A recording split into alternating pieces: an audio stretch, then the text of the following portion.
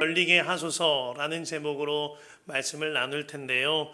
이번 부흥회를 위하여 기도하고 준비하는 가운데 제 마음이 정말 불처럼 뜨거웠습니다. 하나님께서 이번 부흥회를 통하여 우리의 믿음을 완전히 달라지게 하실 것이다 하는 확실한 약속을 허락하셨기 때문입니다. 그로 인하여 제 마음도 불같이 뜨거워졌던 것입니다. 많은 분들이 아는 찬송가 중에 찬송가 545장 이 눈에 아무 증거 아니 배워도 라는 찬양이 있습니다. 그 가사도 곡조도 참 좋은 찬송가인데요. 1절의 가사가 이렇습니다.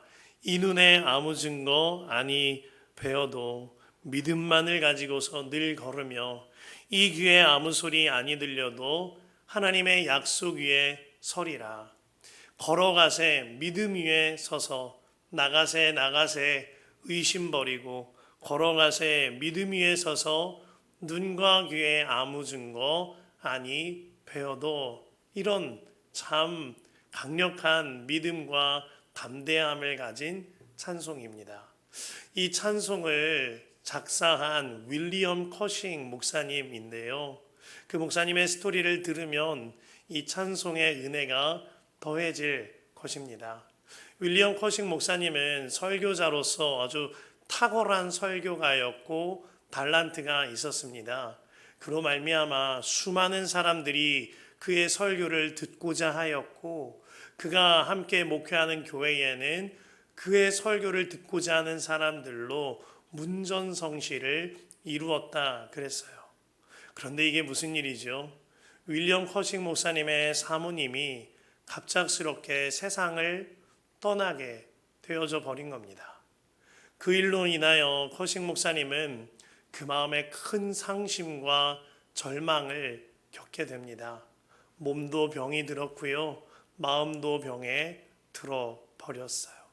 뿐만 아니라 커싱 목사님이 목사님임에도 불구하고 하나님에 대한 믿음이 흔들리면서 더할 나위 없는 절망으로 빠져들어 많은 방황을 겪었다라고 했습니다.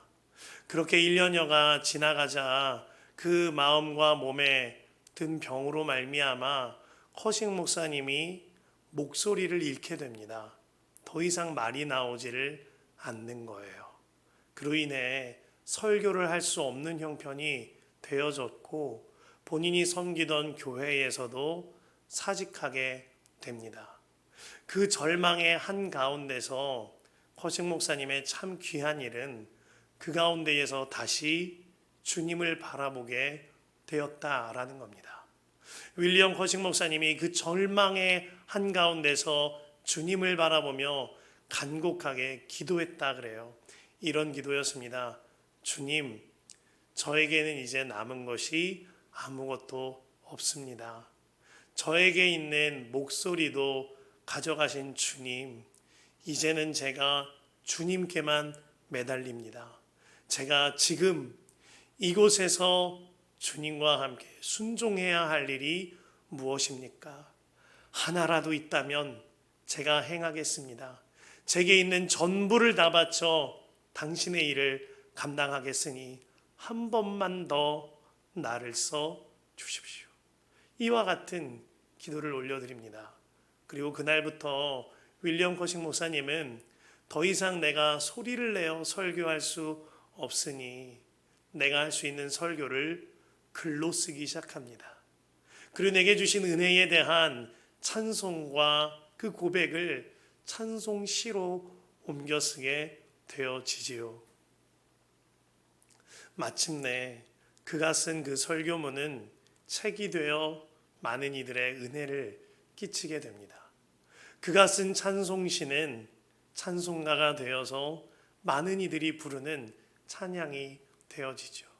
그 가운데 545장 이 눈에 아무 증거 아니 배워도 라는 찬양이 있는 거예요. 이 스토리를 염두하면서 찬양 가사를 한 번 더 들어보시겠습니까? 여러분들에게도 같은 은혜가 임하게 될 겁니다. 이 눈에 아무 증거 아니 배워도 믿음만을 가지고서 늘 걸으며 이 귀에 아무 소리 아니 들려도 하나님의 약속 위에 서리라. 걸어가세 믿음 위에 서서 나가세 의심 버리고 걸어가세 믿음 위에 서서 눈과 귀에 아무 증거 없어도. 의사에게 의사가 오늘 벗고 청질기를 내려놓는 일 마음 무너질 일일 거예요. 판사에게 법복을 벗는 일, 그 삶이 끝나는 것과 같은 일일 겁니다.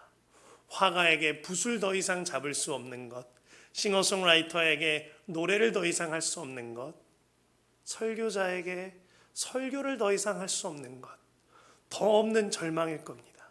그런데 그는 그 절망에 묻혀 지낸 것이 아니라 그 절망을 허비하지 않고 주님을 향하여 고개를 든 거예요. 그로 말미암아 주님께서 쓰시고자 하시는 대로 쓰임받게 되어진 거죠. 우리도 이와 같이 믿음의 눈이 열려져야 합니다. 그때에 절망의 늪에서 소망으로, 슬픔의 자리에서 믿음으로 인한 기쁨의 자리로 옮겨지게 되어지는 거죠. 오늘 본문 말씀은 시리아 군대가 도단성을 둘러쌌을 때의 일이었습니다. 시리아에게는 이스라엘을 정복하고도 남을 만한 압도적인 군사력이 있었음에도 불구하고 전쟁을 치르면 번번이 전쟁에 지는 겁니다. 그 까닭은 이스라엘의 한 사람, 기도하는 한 사람인 엘리사가 있었기 때문이었어요. 시리아 왕은 뒤늦게 그 사실을 깨닫게 되어졌고 엘리사 한 사람을 잡고자 온 군대를 동원하여서 엘리사가 살고 있는 도단성을 포위한 겁니다. 세상적으로 볼 때에는 완전한 절망입니다. 이제 엘리사는 죽은 것과 다름이 없지요. 그로 인하여서 엘리사의 종도 굉장히 두려워했던 겁니다. 그런데요, 엘리사는 절망하지 아니합니다. 오히려 담대하게 말하지요. 16절 말씀에 그가 이같이 말해요. 엘리사가 말하였다. 두려워하지 말아라. 그들의 편에 있는 사람보다는 우리 편에 있는 사람이 더 많다. 그리고 엘리사가 두려움에 떨고 있는 종을 위하여 이와 같이 기도해 줍니다. 17절에 주님 간구하오니 저 시종의 눈을 열어주셔서 볼 수 있도록 해 주십시오. 그러자 그 종 또한 엘리사가 보고 있는 하나님의 불말과 불병거를 바라보는 눈이 열려집니다.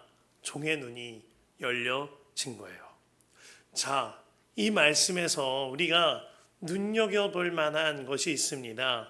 말씀 어디에도요, 엘리사가 불말과 불병거를 보았다, 저 사람들보다 우리가 가지고 있는 불말과 불병거가 더 많다라고 말한 적이 없습니다. 엘리사는 저 사람들보다 우리에게 사람이 더 많다라고 하였죠. 엘리사는요, 그의 육안으로 실제 있는 불말과 불병거를 그가 실제로 보고 말하고 있는 게 아닌 거예요. 보이지 않는 것은 똑같습니다. 그런데 엘리사는 믿음을 사용하여서 주님이 함께 하셔, 주님이 천군과 천사를 동원하여 이곳을 꽉 채우고 계셔, 이것을 믿음으로 본 겁니다. 그로 인하여 담대하게 말하고 기도할 때에 그 믿음이 그의 사환에게도 전이 되게 되어진 거죠. 엘리사에게 있어서 그 눈에 무엇이 보이고 안 보이고는 중요한 문제가 아니었던 거예요. 눈에 보이지 않지만 틀림없이 함께 하시는 주님과 천군 천사들을 바라본 겁니다. 그리하여 육안으로 보지 않고도 믿음의 눈을 열어 담대히 선포하고 담대히 기도할 수 있었던 거죠. 많은 이들이 육안으로 봐야만 믿습니다. 히브리서 11장 1절 말씀은 믿음은 바라는 것들의 실상이요 보이지 않는 것들의 증거라 하였음에도 불구하고 눈에 보이는 것, 따라가고 싶어하고 눈에 보이는 것 믿으려고 들어요. 그로 인하여 주님께서 허락하셨는데 허락하신 주님보다 은사 바라보며 신앙생활할 때가 많아요. 그리하여 하나님께서 우리 모두를 살리셨는데 살리신 주님보다 기적만 바라보며 살 때가 많다라는 겁니다. 정말 믿음의 눈이 열려지면 정말 따라야 하는 것이 무엇인지 정확해지는 거죠. 성경은 줄곧 보지 않고도 믿는 자들의 이야기를 귀하게 다룹니다. 예수님의 제자 중에 도마는 보지 않고 믿는 믿음이 처음에는 없었죠.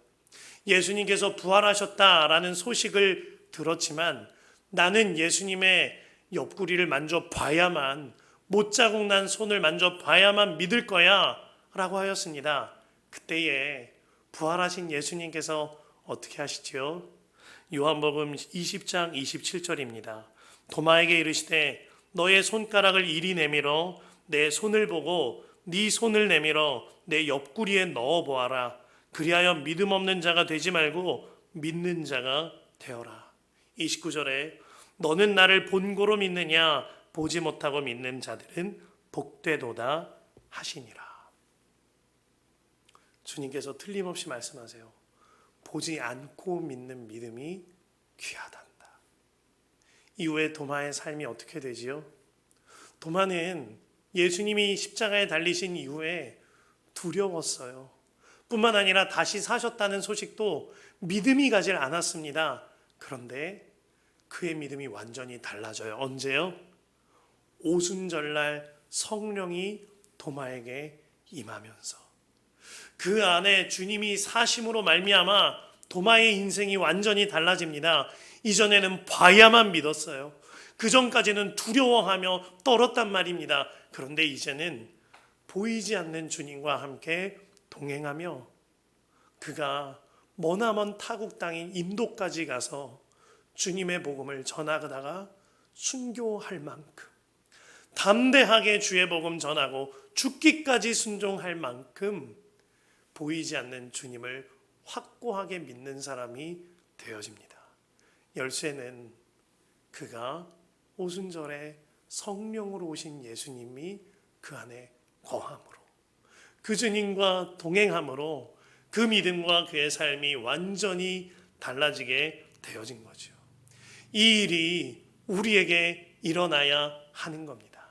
오늘 본문의 엘리사가 종을 위하여 기도해 줄 때 종의 눈이 열려졌다라고 했습니다. 그런데요, 이와 비교할 수 없을 만큼 더 큰 일이 우리에게 일어나고 있습니다.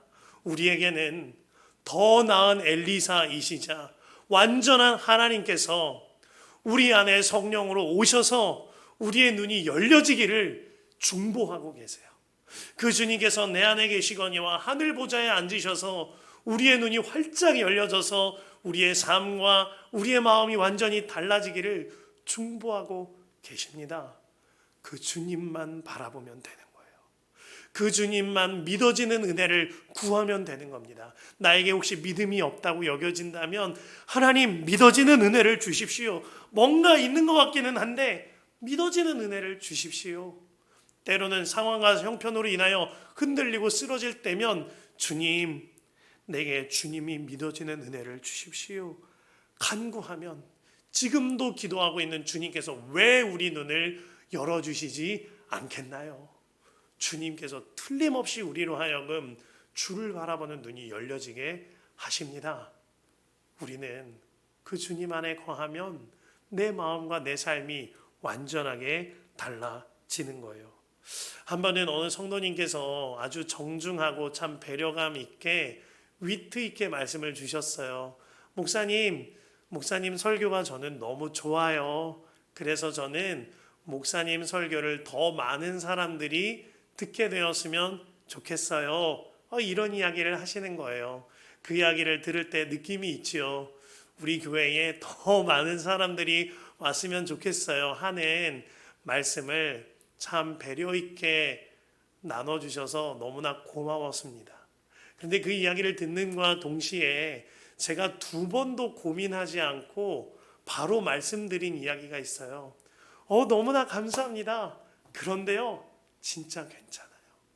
물론 주님께서 부어주시면 더 감사하지만 지금 너무너무 감사해요. 왜냐하면 우리 교회에는, 그리고 저의 곁에는, 제 안에는 주님이 계시니까요. 뿐만 아니라 허다한 증인들이 이 예배당을 꽉꽉 채우고 계시니까요. 그게 보여지니 너무너무 감사한 거죠.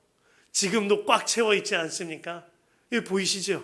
천군 천사가 여기도 막 올라와 있어요. 이게 보여지니 정말 기쁘다고 그런 이야기를 나눴어요.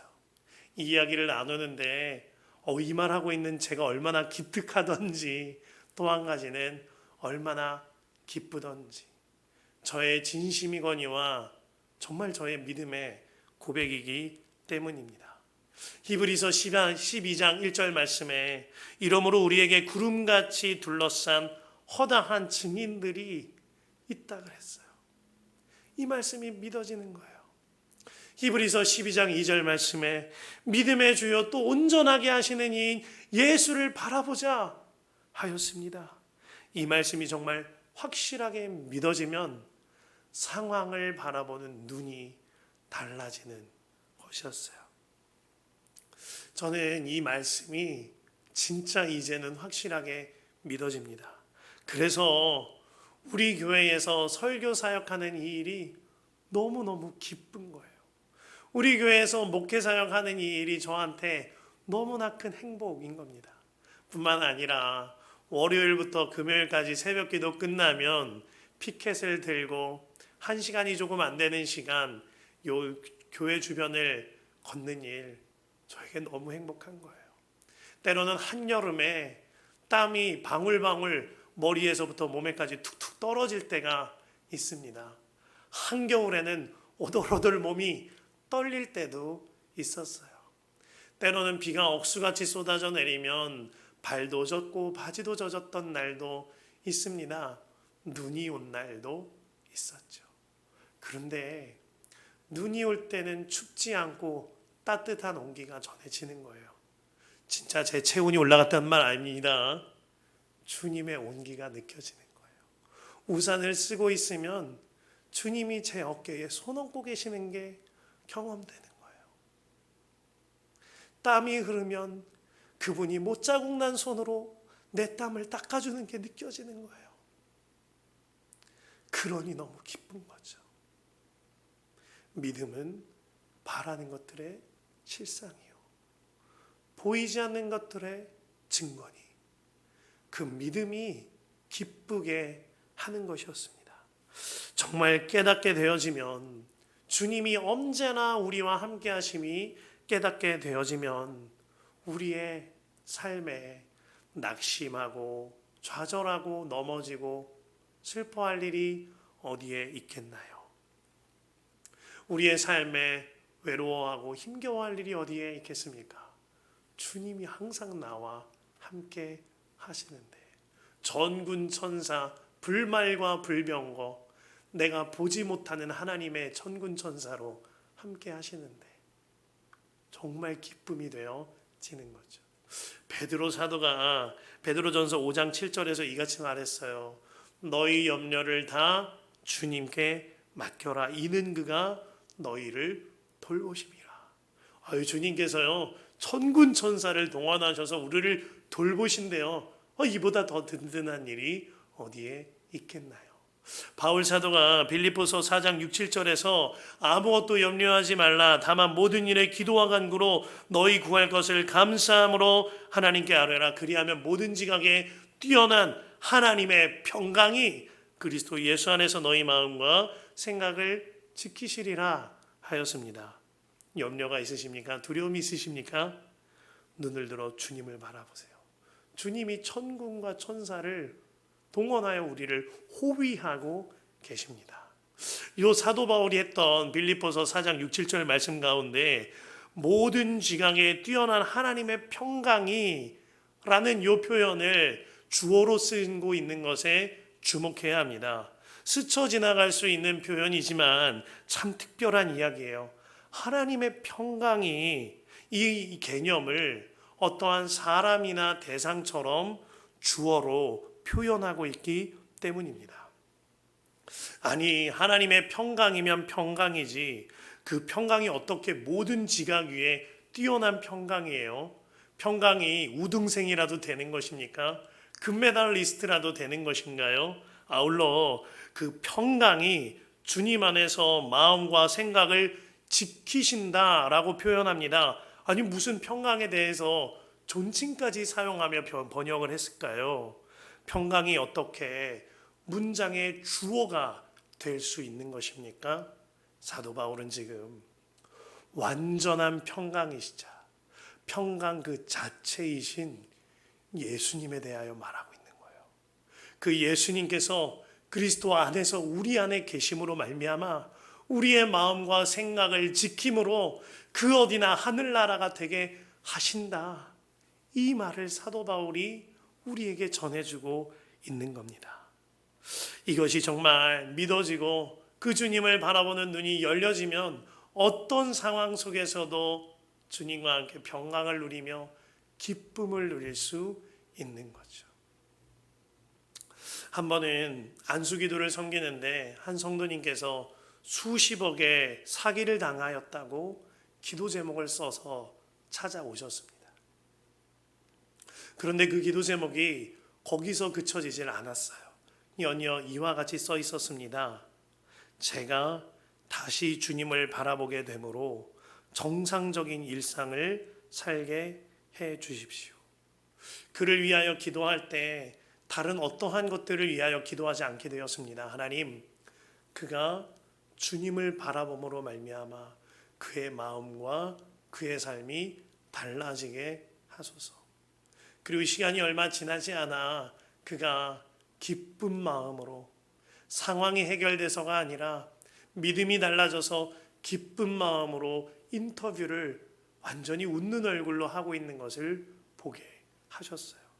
어느 목사님이 암 수술을 받으러 가면서 하나님께 이같이 기도했답니다. 하나님, 저 다녀올게요. 사랑해요. 그러자 하나님께서 그 목사님에게 그러시더래요. 이놈아, 넌 왜 인사를 그렇게 하냐? 그 수술방 너 혼자 가는 것이냐? 아니야. 그 수술방 나도 같이 가는 거야. 그로 인하여서 그 목사님이 수술방 앞에서 깨달았다는 거예요. 임마누엘! 주님은 항상 나와 함께 하시지. 수술방에서도 어려운 일 당할 때에도 그 어디나 주님은 나와 함께 하시지. 이것을 깨달으셨다라는 거예요. 장애가 있는 자녀를 키우는 한 어머니가 이런 고백을 하는 것을 보았는데 너무나 은혜가 되었습니다. 저는 제 자녀가 저의 짐인 줄 알았습니다. 그러나 제 자녀는 하나님의 축복이었습니다. 제 자녀를 통하여 주님을 바라보게 되고 주님을 믿게 되어졌으니까요. 이런 고백을 하는데 너무나 감격이 되는 거예요. 주님을 바라보는 눈이 열려지면 내 상황을 해석하는 능력이 완전히 바뀌는 겁니다. 우리 인생에 시리아의 군대처럼 우겨싸는 문제가 있을 때가 있습니다. 그러나 그 상황이 아니라 그 상황 속에서도 여전히 함께 하시며 나를 천군과 천사로 불발과 불병거로 둘러싸고 계시는 주님이 믿어지면 내 마음이 완전한 행복과 기쁨으로 뒤바뀌는 역사가 있는 거죠. 미국의 어느 기독교 학교에서요, 한 교사가 칠판에 이와 같은 글을 씁니다. Nowhere is God. 하나님은 그 어디에도 계시지 않는다. 이것이 지금 미국뿐만 아니라 세상의 실상이기도 합니다. 그러자 한 학생이 뚜벅뚜벅 걸어 나와 알파벳 W의 위치 하나만 바꿔둡니다. Now here is God. 지금 이곳에 하나님이 계십니다. 지금 이곳에 하나님이 계십니다. 바꿔 쓴 거예요. 이 일이 우리에게도 일어나고 있는 일입니다. 우리의 인생 속에서, 우리의 마음 속에서 사단 마귀는 언제든지 우리에게 말합니다. Nowhere is God. 하나님은 여기 계시지 않아. 하나님은 어디에도 없어. 그러니 절망해. 그러니 낭망해. 그러니 믿음을 포기해. 그러니 죄로 넘어져. 마귀가 수없이 우리에게 말합니다. 그러나 주님은, 주님의 천군 천사는, 주님의 불말과 불병거는 우리에게 연신 말해요. Now here is God. 내가 지금 너와 함께 있어. 아들아, 힘들지? 내가 너와 함께 있단다. 내가 너의 어깨에 손 얹고 있단다. 내가 너의 마음 가운데 있단다. 내가 너의 그 상황 가운데 함께 있고, 내가 너의 가정 가운데 함께 있거니와, 내가 너의 그 문제 가운데 지금 함께 있단다. 그러니 나를 바라보지 않겠니? 그 주님을 보는 눈이 열려지면 내 문제와 상황과 모든 것을 해석하는 내 마음과 내 삶이 완전히 뒤바뀌게 되는 겁니다. 제게도 주님께서 저의 닫혀있던 눈을 열어주신 일이 있습니다. 제가 제 삶의 동굴과 같은 시간을 지날 때였어요. 몸의 질병, 마음의 질병으로 인하여 도무지 사역도 못할 뿐더러 집 밖에 나가는 일이 어려울 때였습니다. 죽을 준비한다는 이야기를 들었는데 그때가 제가 그러한 때였던 것 같아요. 뿐만 아니라 죄에 중독되어지고 절망으로 무너진 동굴 같은 시간이었습니다. 그런데 어느 날 저희 아내가 새벽 기도를 마치고 와서 제 뺨에 입술을 맞추며 이와 같이 기도하고 말을 해주는 겁니다. 당신의 아픔을 헤아리지 못해서 미안합니다. 그러나 주님은 당신을 끝까지 사랑하십니다. 내가 그렇게 사랑하지 못해서 미안합니다. 이제는 나도 그렇게 사랑하겠습니다. 저도 예수님으로 사랑하겠습니다. 제가 자는 척하고 있었거든요. 사실은 다 들렸고 다 느껴졌습니다. 그리고 그날이 저를 돌아보게 한 계기가 된 날이었습니다. 그리고 그날부터 제게 필요한 약을 복용하기 시작해요. 그 약은 다른 약이 아니에요. 신약과 구약입니다. 성경을 펼쳐 읽기 시작합니다. 집 밖에 나갈 수 없는 상황 가운데에 성경을 정말 하염없이 읽었어요. 읽고 또 읽고 읽고 또 읽기 시작합니다. 뿐만 아니라 내가 지금은 설교할 수 없지만 언젠가 설교할지도 몰라 하는 마음으로 말이 되든 되지 않든 말도 안 되는 설교 원고를 막 썼어요. 뿐만 아니라 주님 안에 지내고자 애를 쓰며 많은 설교를 들었던 그 시간이었습니다. 그리고 그렇게 시간이 얼마 지나지 않아 주님께서 난생 처음 듣는 설교, 전능자의 그늘이라는 시편 91편 말씀을 통하여 저를 만나 주셨어요. 저는 그날이 주님을 바라보는 눈이 열려진 날이고 주의 음성을 듣는 귀가 열려진 날입니다. 그날 주님께서 저에게 말씀하시는 거예요. 아들아, 왜 나의 바깥에서 불안해하고 두려워하고 울며불며 떨고 혈기내고 있는가? 내 안으로 들어오라. 주님 안에 들어오라. 그리고 그렇게 주님을 인격적으로 만나고 첫 번째, 제가 한 일은 다른 것이 아니었습니다. 주님께서 저의 죄가 깨달아지게 하심으로 말미암아 죄를 고백하고 회개하는 일 행하게 하셨어요. 주님께만 한 것이 아닙니다. 주님께서 생각나게 하시는 일, 주님께서 떠오르게 하시는 사람, 찾아가 용서를 구하고 회개하는 일을 행하게 하여 주셨습니다. 그리고 주님의 정말 놀라운 은혜죠. 예수님과 동행하는 훈련을 시작하게 하시고 그 훈련을 이어가게 하시면서 24시간 주님을 바라보는 삶, 그 삶으로 인도하여 주신 겁니다. 물론 넘어질 때 많았어요. 휘청거릴 때 많았습니다. 나 이제 못할 것 같아. 이런 날도 많았어요. 그럼에도 불구하고 주님께서는 주님과 그리고 공동체를 통하여 붙잡아 주시고 또 붙잡아 주시면서 끝까지 주님을 바라보는 그 삶이 행복이라 알려주셨습니다. 그로 말미암아 저로 인하여 더 이상 우울한 삶이 아니라 기쁨 넘치는 삶으로, 더 이상 무너지고 쓰러지고 절망 가운데에 죄에 중독된 삶이 아니라 이제는 정말 예수님께 중독된 삶, 이제는 정말 24시간 예수님만 바라보는 게 기쁨인 삶, 그 삶으로 옮겨 주신 거예요. 그렇게 오늘도 우리 교회에서의 목회가 행복하다고 말할 수 있게 해 주신 겁니다. 주님을 바라보는 눈이 열려지는 것, 이것이 나 죽고 예수로 사는 복음의 시작적입니다. 그 눈이 열려지면 이제는 더 이상 그 무엇과도 바꿀 수 없는 주님과의 행복한 동행을 더 깊이 여기고 싶고 더 누리고 싶은 그 갈망으로 완전히 사로잡힌 삶을 살게 되는 거죠. 18세기 귀한 그리스도인 가운데에 진첸도르프 백작이 있습니다. 그가 하루는 뒤셸도르프 박물관에서 도메니코 페티가 그린 예수님의 초상화 앞에 섭니다.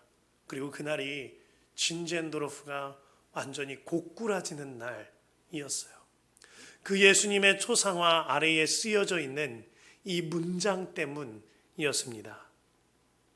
내 너를 위하여 이것을 당했건만 넌 나를 위하여 무엇을 하였는가? 내 너를 위하여 십자가를 지었건만 넌 나를 위하여 무엇을 하였는가? 그 문장 앞에서 진젠도르프가 고꾸라져 눈물을 흘리며 회개합니다. 이전까지 주일 예배도 잘 드렸던 진젠도르프였습니다.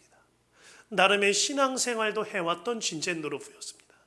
그러나 정말 날 위해 죽기까지 사랑하신 완전한 하나님이신 예수님을 바라보며 신앙생활은 하지 않았다는 것을 깨달았어요. 진젠도르프에게 있어서 그날이 주님을 바라보는 눈이 열려진 날입니다. 그리고 그날부터 진젠도르프의 삶이 완전히 달라져요. 백작이라는 직위, 나에게 있는 모든 것 다 주님을 위하여 쓰게 됩니다. 자신의 저택, 믿는 자들을 위하여 사용합니다. 나의 직위, 하나님의 나라를 위하여 사용하기 시작합니다. 그로 인하여 모라비안 교도들이 시작되게 되어졌고, 그 모라비안 교도들이 어떤 상황에서도 주님과 동행하는 기쁨을 누리는 모습을 보면서 웨슬리가 회심하게 되어지고 수많은 사람들에게 선한 영향력을 끼치게 되어진 거죠. 주님이 오늘 여러분들에게도 십자가에 달리신 예수님이 물어보십니다. 내 널 위하여 이것을 행했건만 넌 날 위하여 무엇을 하였는가? 그 주님을 바라보는 눈이 열려지면 이제는 정말 나 죽고 예수로 사는 삶을 살게 되어지며 주 예수님과 동행함으로 말미암아 왕 되신 예수님께서 완전히 나를 사로잡으신 그 삶으로 인도함 받게 되어지는 겁니다. 주님 안에 사랑하는 성도 여러분, 왜 우리가 날마다 예수님을 바라보시자, 24시간 예수님 바라보자, 주 예수님과 동행하는 삶을 살자, 새벽에는 새벽 말씀 기도하고 깨우고 하루 종일 예수님 바라보며 살다가 예수 동행 일기 쓰면서 주님 바라보는 삶을 기록하고 나누자 하는지 아시겠습니까? 나 죽고 예수로 사는 그 삶이 진짜 행복한 삶이기 때문입니다. 다른 것은 배설물과 같고 이것이 가장 행복한 삶이기 때문이에요. 영단어 rejoice, 큰 기쁨을 뜻하는 rejoice라는 단어는 접두어 re, 다시라는 뜻을 의미하는 그 re와 기쁨이라는 뜻을 뜻하는 joyfully 합쳐진 단어라는 문장을 읽은 적이 있습니다. 그렇습니다. 우리에게 주님으로 인한 기쁨은 한 번 기쁨이 아니라 날마다 기쁨, 항상 기쁨, 24시간 무엇과도 바꿀 수 없는 그 기쁨인 거예요. 그 리조이스를 위하여, 주님과 누리는 완전한 항상 기쁨을 위하여 우리가 예수님과 동행하시자. 우리 눈을 열어 24시간 예수님만 바라보자 말씀드리는 겁니다. 우리 부흥회가 그렇게 쓰임받기를 원합니다. 나도 죽은 십자가 복음, 그 십자가 복음을 바라보는 눈이 열려져서 이제는 정말 예수로 사는 삶으로 인도함 받는 저와 여러분 되시기를 간절히 축복합니다. 우리 이 시간에는 정말 주님을 바라보며 앞에 나와 있는 두 가지 기도 제목을 붙들고 기도하신 후에 자유롭게 기도하도록 하겠습니다.